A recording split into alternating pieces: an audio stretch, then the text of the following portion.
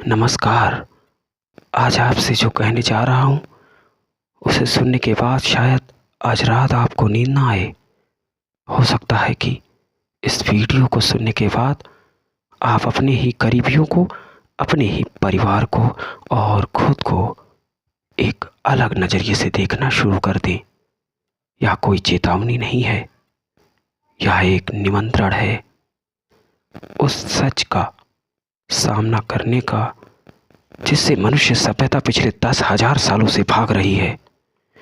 मेरा आपसे एक सवाल है कि क्या आपने कभी इस बात पर गौर किया है कि इस पूरी दुनिया में, इस अनंत ब्रह्मांड में आप पूरी तरह से अकेले हैं? आप कहेंगे नहीं, मेरे साथ मेरा परिवार है, मेरे दोस्त हैं, समाज है। लेकिन थोड़ा गहराई से सोचिए, आपके भीतर इस समय जो चल रहा है उसे आपके अलावा और कौन जान सकता है? कोई नहीं। जब आपको कोई शारीरिक या मानसिक दर्द होता है तो क्या उस दर्द की सघनता को दुनिया का कोई दूसरा इंसान हूबहू महसूस कर सकता है? नहीं। लोग सांत्वना दे सकते हैं, लेकिन उस दर्द के कमरे में आप अकेले ही बंद रहते हैं।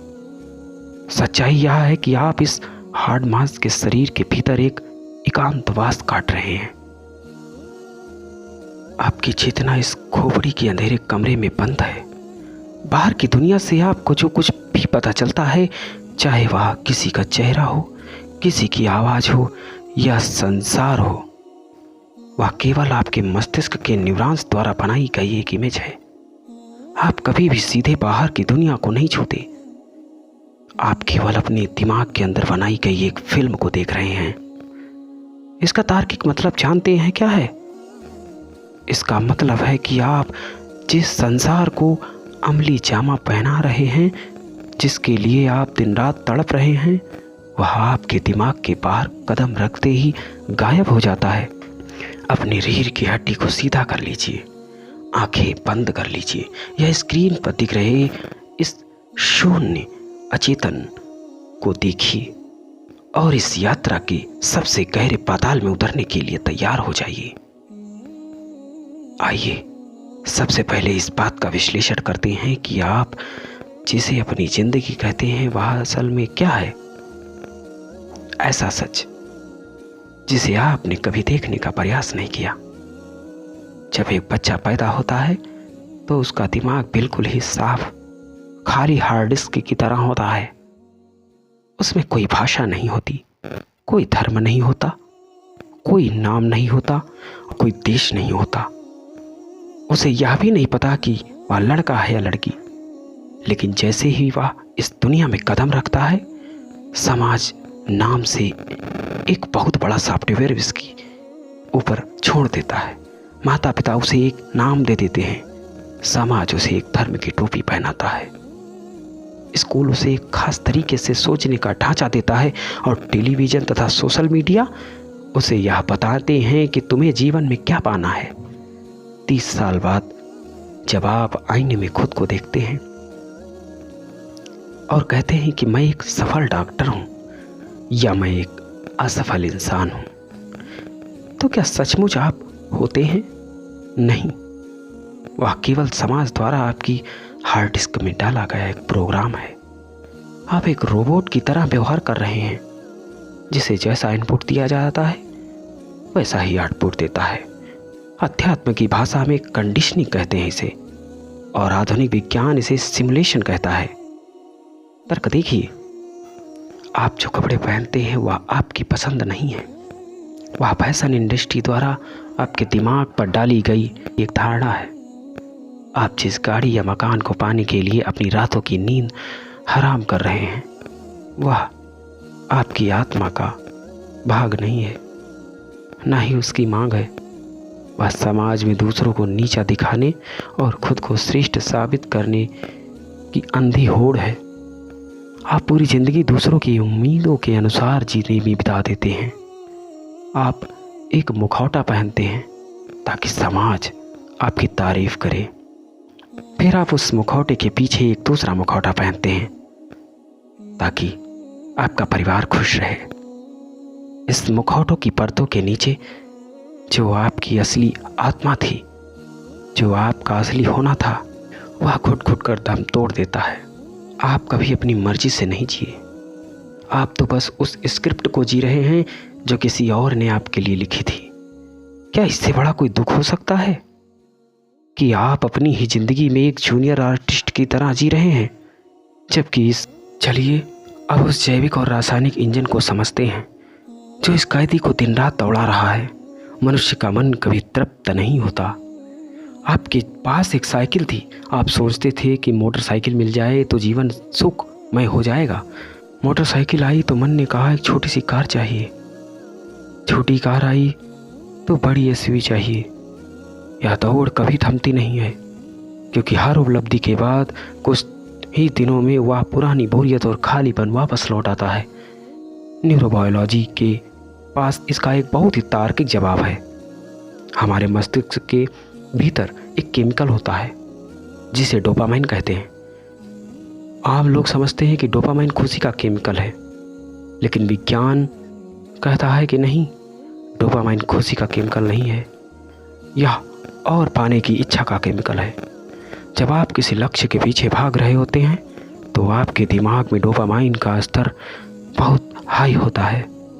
आपको लगता है कि बस वो चीज़ मिल जाए तो मज़ा आ जाएगा, लेकिन जैसे ही वह चीज़ आपको मिल जाती है, डोपामाइन का स्तर झटके से नीचे गिर जाता है। इसे विज्ञान की भाषा में डोपामाइन क्रैश कहते हैं। जैसे ही यह केमिकल नीचे गिरता है, आपको अचानक एक खालीपन और उदासी महसूस होने लगती है। फिर उस खालीपन को भरने के लिए आपका दिमाग एक नया लक्ष्य ढूंढता है। इसका सीधा और तार्किक मतलब यह है कि प्रकृति ने आपके दिमाग को इस तरह से डिजाइन किया है कि आप कभी भी संतुष्ट ना हो सके। अगर आप संतुष्ट हो गए तो आप दौड़ना बंद कर देंगे, और अगर आपने दौड़ना बंद कर दिया तो समाज का यह आर्थिक ढांचा और यह सिमुलेशन ढह जाएगा। आपको एक चूहे की तरह दौड़ाया जा रहा है और उस दौड़ का कोई अंत नहीं है। बिल्कुल उसी प्रकार जैसे एक सांप अपनी पूंछ को पकड़े दौड़ लगाया करता है। वो गोल गोल चक्कर बस घूमा करता है, जिसमें वो चल तो रहा होता है लेकिन वो पहुंचता कहीं नहीं। ऋषि मुनियों ने इस चक्रव्यूह को माया कहा था। माया का मतलब यह नहीं है कि यह संसार नकली है। माया का मतलब यह है कि संसार की वस्तुओं में सुख ढूंढने की आपकी जो मानसिक वृत्ति है वह एक अंतहीन भ्रम है। आप समुद्र का खारा पानी पीकर अपनी प्यास बुझाने की कोशिश कर रहे हैं। आप जितना पिएंगे आपकी प्यास उतनी ही बढ़ती जाएगी और एक दिन आप प्यासे ही मर जाएंगे। जब तक आप अपनी खुशी को डोपामाइन की इस न्यूरोलॉजिकल जाल से आज़ाद नहीं करेंगे, जब तक आप यह नहीं समझेंगे कि तृप्ति बाहर की किसी वस्तु में नहीं बल्कि भीतर के ठहराव में है, जब तक आप केवल एक ब्रह्मांडीय कैदी बने रहेंगे, आपका संतुष्ट हो पाना मुश्किल है। अब मैं आपको उस परम वास्तविकता के सामने खड़ा करने जा रहा हूं, जिससे मनुष्य अपनी पूरी जिंदगी आगे चुराता है। वह सत्य है, मृत्यु। हम सब ऐसे जी रहे हैं जैसे कि हमारे पास अनंत समय है।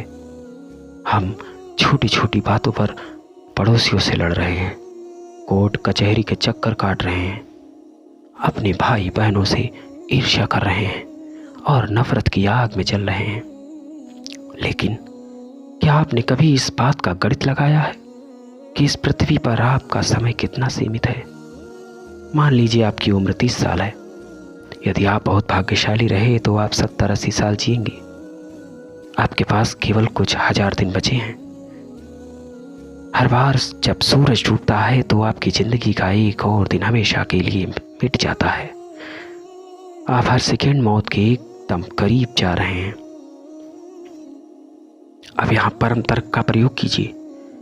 जब अंत इतना निश्चित है, जब यह सत्य है कि इस शरीर को एक दिन मिट्टी में मिल जाना है और आप यहाँ एक सुई भी अपने साथ लेकर नहीं जा सकते, तो फिर इस अहंकार का क्या लॉजिक है? आप किस बात का घमंड कर रहे हैं? सिकंदर महान ने अपनी मौत के वक्त कहा था कि मेरे दोनों हाथ कफन से बाहर निकाल देना, ताकि दुनिया देख सके कि पूरी तरह दुनिया को जीतने वाला सम्राट खाली हाथ जा रहा है।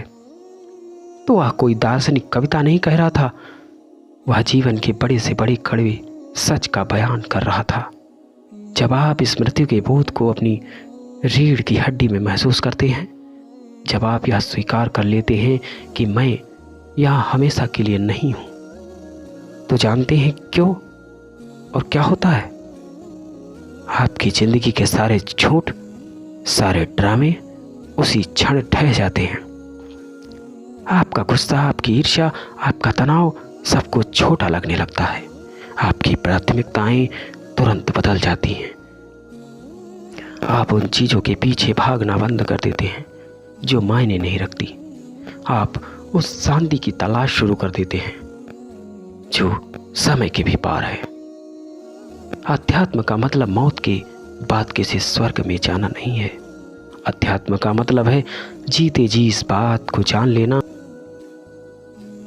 कि जो मरने वाला है वह मैं हूं ही नहीं। मृत्यु केवल इस हाड़ मांस के पिंजरे की होगी, उस चेतना की नहीं जो इसके भीतर बैठी है।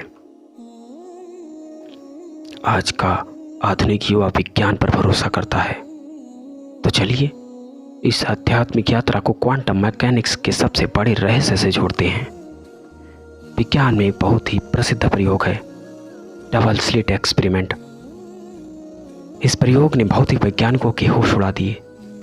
जब वैज्ञानिकों ने पाया कि जब ब्रह्मांड के सबसे छोटे कणों को बिना किसी के देखे छोड़ा जाता है, तो वे एक तरंग की तरह व्यवहार करते हैं, यानी वे एक ही समय में हर जगह मौजूद होते हैं।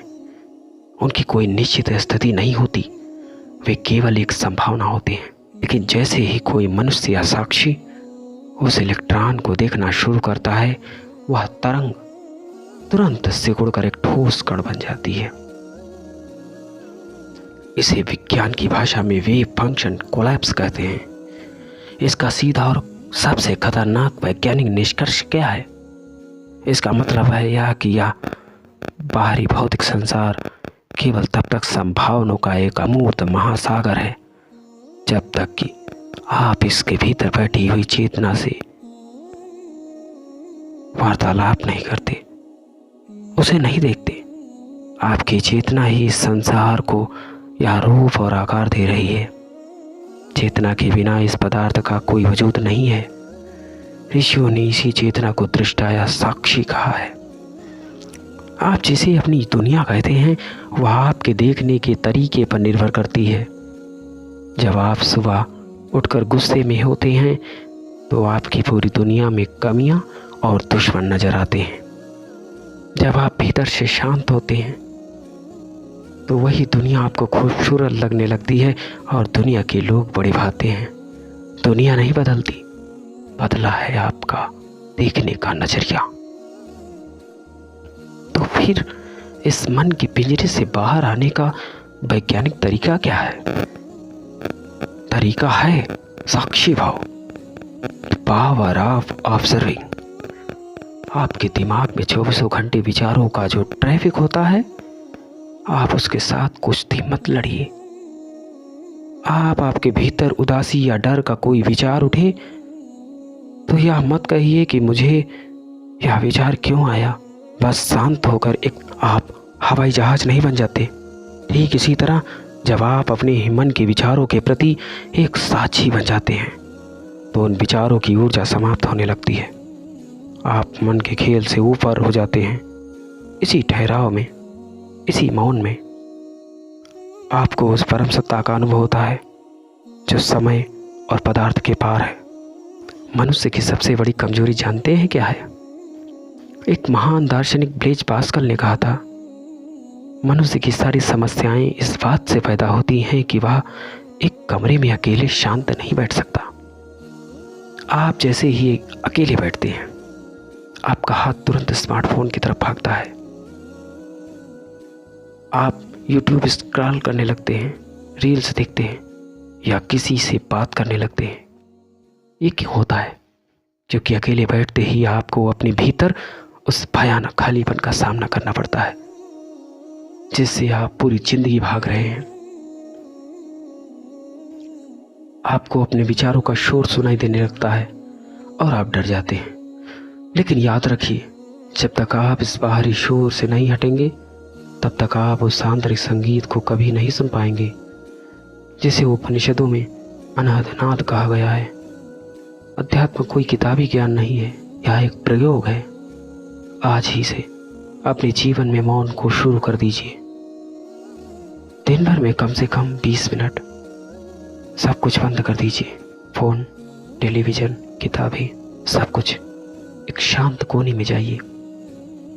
बैठकर शुरुआत में आपका मन बहुत विद्रोह करेगा। वह आपको पुरानी याद दिलाएगा, आपको डराएगा, आपको बेचैन करेगा। लेकिन आपको कुछ नहीं करना है। आपको बस अपनी जाती हुई सांसों के प्रति सजग होना है। सांस अंदर जा रही है, सांस बाहर आ रही है। यह सांस का वह धागा है जिसे आपकी आत्मा को इस हार्ड मांस के शरीर से बांध कर रखा गया है। जैसे जैसे आप अपनी सांसों के साथ ठहरने लगते हैं, धीरे धीरे आपके मन का शोर थमने लगता है। जैसे मटमैले पानी को शांत छोड़ देने पर मिट्टी के कण अपने आप नीचे बैठ जाते हैं और पानी बिल्कुल साफ और पारदर्शी हो जाता है। वैसे ही जब आप मन को बिना छेड़े शांत बैठते हैं तो मन का मैल साफ हो जाता है और उसी परम सन्नाटे में आपको यह बोध होता है कि आप यह अशांत मन नहीं है। आप तो वह शांत आकाश हैं जिसमें यह मन एक छोटी सी घटना मात्र है। मेरे प्रिय आत्मन, आज इस विमर्श के अंत में मैं आपको कोई नया संप्रदाय या धारणा देने नहीं आया। मैं तो बस आपके दिमाग पर लगा हुआ ताला खोलने आया हूँ जिसकी चाबी हमेशा आपके पास थी, लेकिन आप उसे बाहर ढूंढ रहे थे। आप इस संसार में एक कैदी की तरह आए, लेकिन आप यहाँ से एक सम्राट की तरह मुक्त होकर जा सकते हैं। इस महाजागृत के मार्ग पर चलने के लिए आज अपनी जिंदगी में ये 3 संकल्प लीजिए। सिमुलेशन को पहचानें। जब भी समाज, लोग और आपकी खुद की पुरानी आदतें आपको किसी बात पर गुस्सा दिलाएं या डराएं तो तुरंत प्रतिक्रिया मत दीजिए। खुद से पूछिए, क्या मैं या हूँ या फिर सिर्फ मेरी पुरानी कंडीशनिंग बोल रही है। वर्तमान का सम्मान करें। अतीत एक राख है, भविष्य एक धुआं है। जो कुछ भी वास्तविक है वह इसी अभी में है। अपने हर काम को, चाहे वह पानी पीना हो, चलना हो या किसी से बात करना या सुनना हो, पूरी तरह होशपूर्वक इसी पल में रहकर कीजिए। रोज आत्मचिंतन। रात को सोने से पहले 5 मिनट खुद से पूछिए, आज दिन भर मैंने जो कुछ भी किया क्या वह सचमुच मायने रखता है। अगर आज मेरी आखिरी रात हो तो क्या मेरा अहंकार, मेरा गुस्सा जायज था। दिमागी गुलामी के इस जाले को काट डालिए। अंधविश्वास और घिसी पीटी कहानियों से ऊपर उठकर शुद्ध तर्क, होश और अध्यात्म ज्ञान के प्रकाश में जिए। आप पहले से ही मुक्त हैं, बस आपको इस महाभ्रम की नींद से जागना है। आपके भीतर बैठे उस परम चैतन्य, उस शाश्वत परमात्मा को मेरा सादर प्रणाम। आप सभी का कल्याण हो। धन्यवाद।